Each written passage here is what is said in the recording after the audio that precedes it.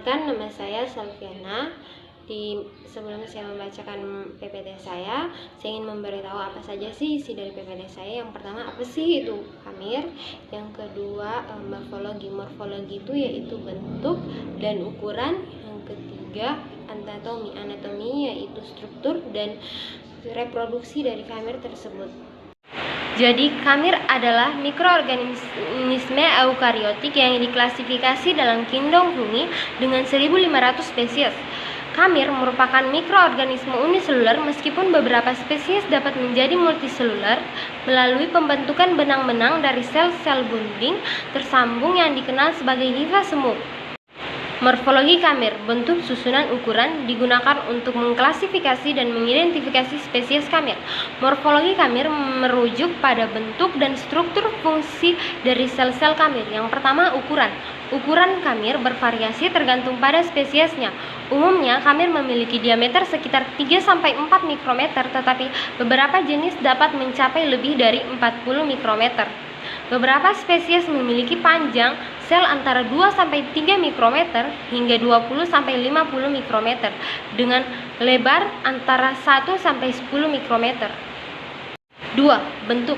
Bentuk mikroba khamir dapat bervariasi tergantung dengan spesiesnya, tetapi umumnya memiliki bentuk yang berikut. Yang pertama, bentuk bulat.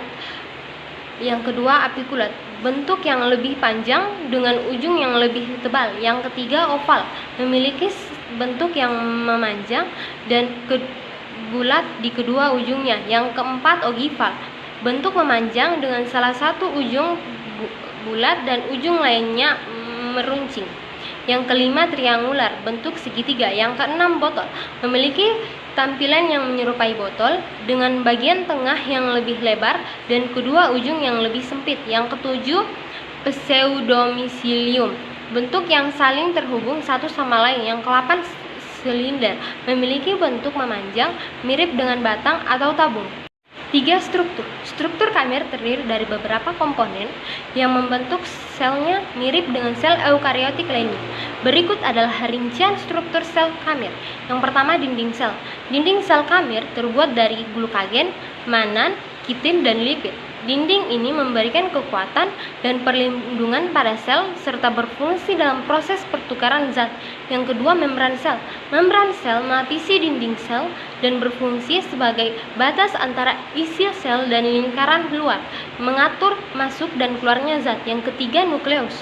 Nukleus berfungsi sebagai pusat pengendalian aktivitas sel, mengandung materi genetik atau DNA yang diperlukan untuk reproduksi dan fungsi sel.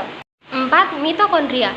Organisme ini memiliki satu atau lebih mitokondria yang berfungsi sebagai sumber energi melalui proses respirasi.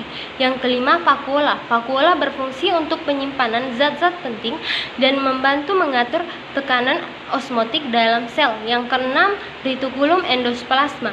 Terdapat retikulum endosplasma yang terlibat dalam sintesis protein dan lipid serta transportasi zat dalam sel. Yang ketujuh, tunas budding cell. Yang khamir memiliki reproduksi secara seksual melalui proses pertunasan, di mana tunas terbentuk dari sel induk. Yang kedelapan, globula lipid dan volutin. Terdapat globula lipid untuk penyimpanan energi dan volutin atau polifosfat berfungsi sebagai cadangan fosfat. Yang ke-9, sitoplasma. Sitoplasma mengandung berbagai organel dan merupakan tempat berlangsungnya banyak reaksi biokimia. Yang keempat, reproduksi. Reproduksi khamir terjadi melalui dua mekanisme utama. Yang pertama, aseksual dan seksual. Berikut ini adalah penjelasan lebih lanjut mengenai kedua cara reproduksi ini. Yang pertama, reproduksi aseksual. Reproduksi aseksual terjadi menjadi dua cara. Yang pertama, pertunasan atau budding. Yang kedua, kecepatan pertumbuhan.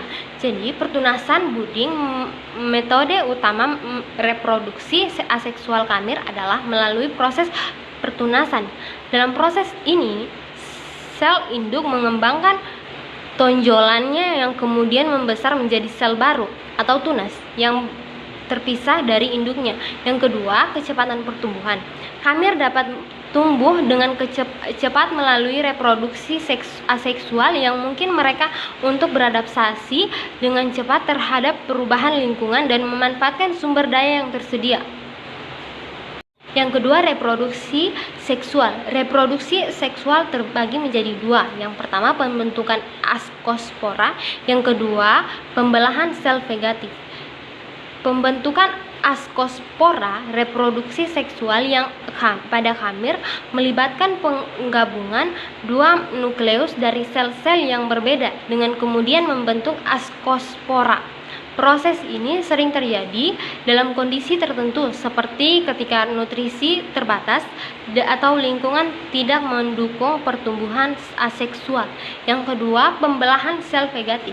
Selain pembentukan askospora, reproduksi seksual yang dapat terjadi melalui pembelahan sel vegatif, di mana sel-sel khamir membelah diri untuk menghasilkan keturunan yang baru.